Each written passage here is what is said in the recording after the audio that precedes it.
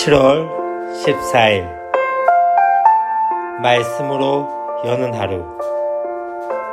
오늘 본문은 이사야 3장 13절부터 4장 6절까지 말씀입니다.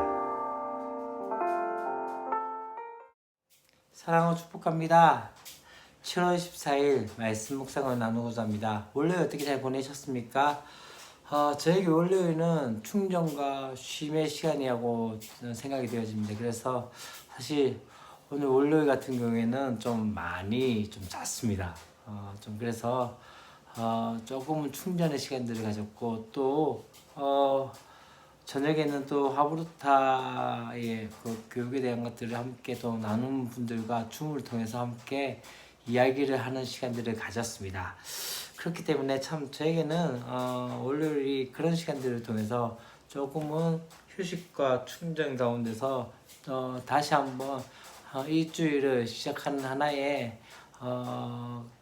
좋은 시간들이 아닌가라는 생각이 들어집니다. 가끔씩 그런 시간들이 필요하지 않겠나는 생각이 들어집니다. 무엇인가 달려가기 위해서 준비되어지고 또 충전되어져야 하며, 또 한 가지는 속도보다 더 중요한 것이 방향이기에 내가 지금 가고 있는 것이 옳은지 아닌지에 대한 잠시 잠깐 동안에 쉬는 그런 시간들이 필요하지 않겠나라는 생각이 들었습니다. 오늘 우리가 또 함께 볼 말씀은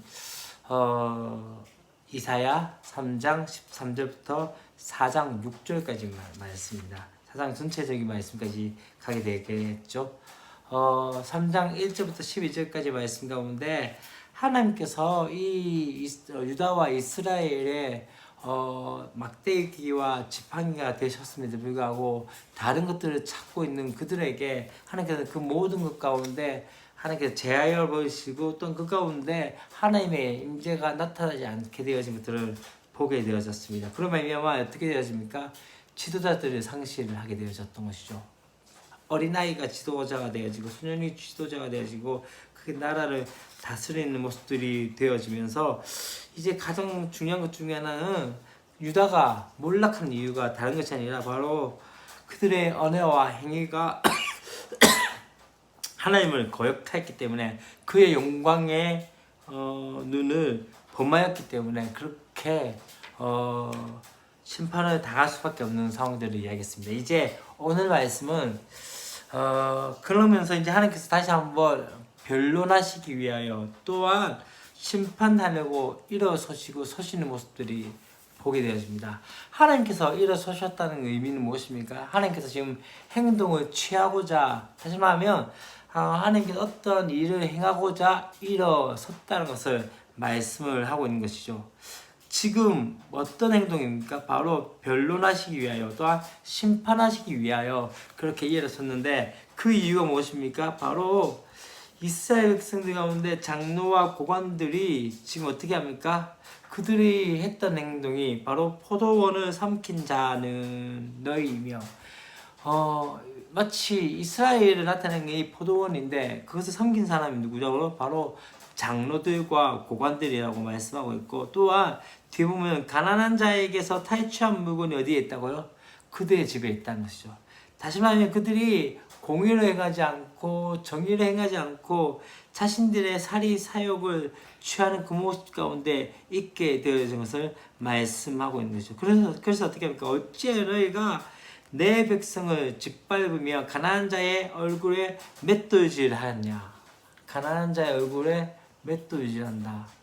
참 어떤 느낌인지 이해가 되시겠습니까? 그러면서 어떻게 이야기합니까? 주 만군의 여호와 내가 말하느니라. 지금 지도자의 죄가 어쩌면은 가난한 자와 불쌍한 자들에 대해서 공의와 정의를 행하지 않고 그들의 물건을 빼앗고 그들에게서 사리 사욕을 채우고 있는 것이 지금 이스라엘 백성들의 장로와 고관의 모습이라고 이야기하고 있는 것을 볼 수 있습니다. 그러고 난 다음에 이제 또 어떻게 이야기합니까? 이제 뒤에 모습부터 16절부터 4장 1절까지 말씀 가운데 어떤 이야기가 나온다면요, 시온의 딸들에 대한 이야기입니다. 그들이 교만하여서 느린 목, 정을 통하는 눈으로 다니며 악의적거리며 거리며 발로 쟁쟁한 소리를 낸다 하시도다. 다시 말하면 지금 그들이 이 시온의 딸들이 어떻게 하고 있는 것입니까? 모든 치장을 다 하고 있는 삶 가운데서 그렇게 나가고 있는 그런 모습들을 보일 수 있습니다.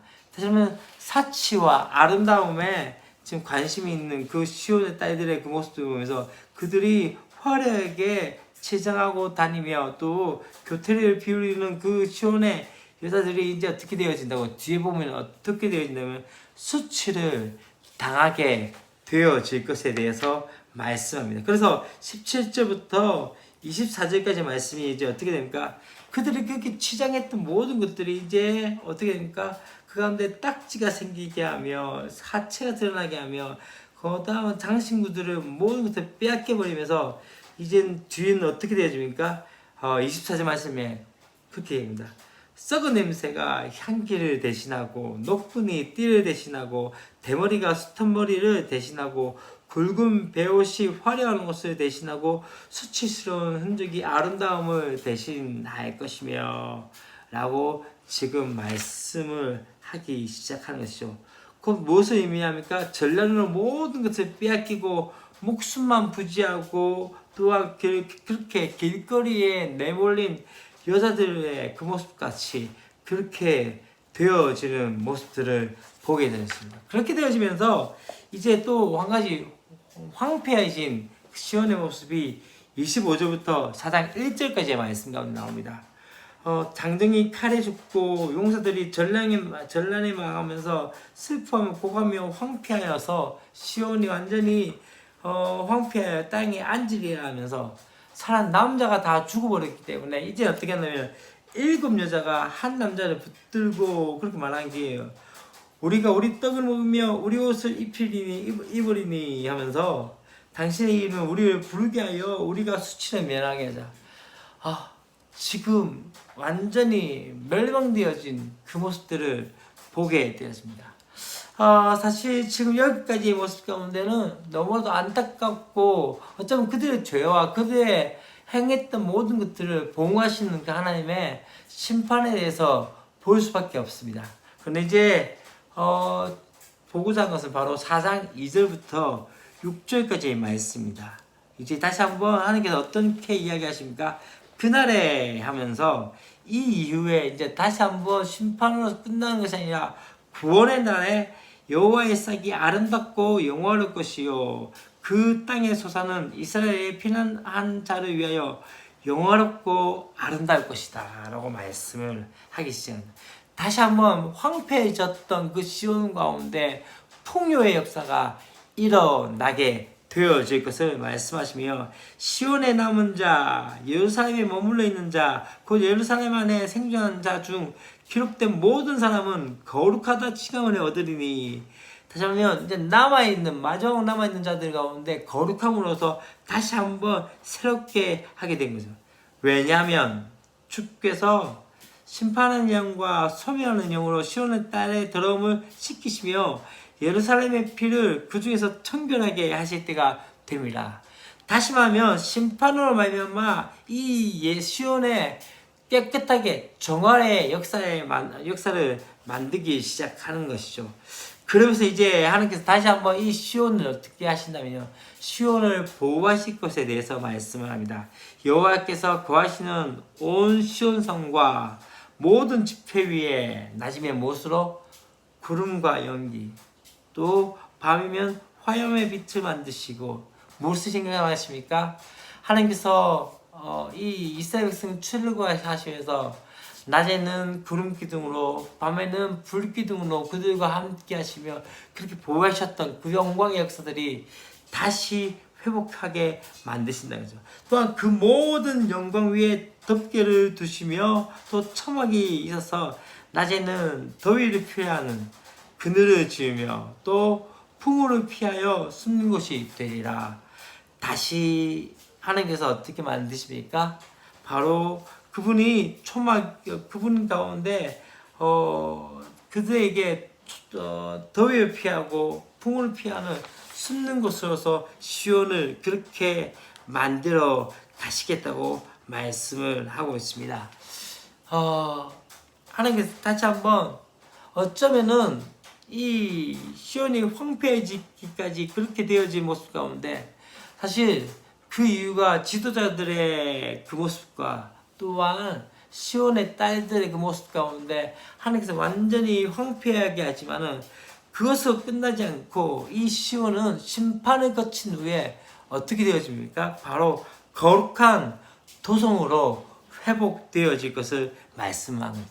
더러움이 씻겨지고 정결하게 되어지며 황무지가 옥토가 변하여지게 되어지고 하나님께서 불기둥과 구름기둥으로 다시 한번 이 예루살렘을 지키시고 안전하게 만드실 것을 보게 되어집니다. 더 이상 그들 가운데 인간적인 경제와 정치력을 기대지 않아도 될 만큼의 그 역사를 만드시겠다는 거죠. 이게 바로 어쩌면은 심판으로서 끝난 것이 아니라 심판 가운데서 다시 한번 회복으로서 정화의 역사로서 만드실 것들을 우리가 기대하며 나가는 것이죠. 이 땅 가운데 어쩌면 지금의 우리의 모습 가운데 심판과 같고 또 너무나도 힘든 상황 가운데 있습니다. 이것이 끝나고 나면 하나님께서는 그 남은 자들 가운데 거룩하게 할 것에 대해서 말씀을 하십니다. 여기에 우리가 소망을 두고 나가야 하지 않을까요? 오늘도 오늘 하루의 삶 가운데 우리 가운데 되어진 많은 어려움과 상황들 가운데 그 가운데 머무르지 마시고 이것을 통해서 우리를 다시 한번 회복시키실 그 하나님의 영광과 은혜를 맛보는 저와 여러분이 되었으면 좋겠습니다. 기도하겠습니다. 하나님 아버지 감사합니다. 다시 한번 심판 가운데 그 심판의 이유에 대해서 말씀하시며 황폐하게 되어질 것에 대해서 말씀하시지만 또 여전히 하나님의 마음 가운데는 다시 한번 이 시온을 거룩하게 만드실 것에 대해서 말씀하셨던 것을 기억합니다.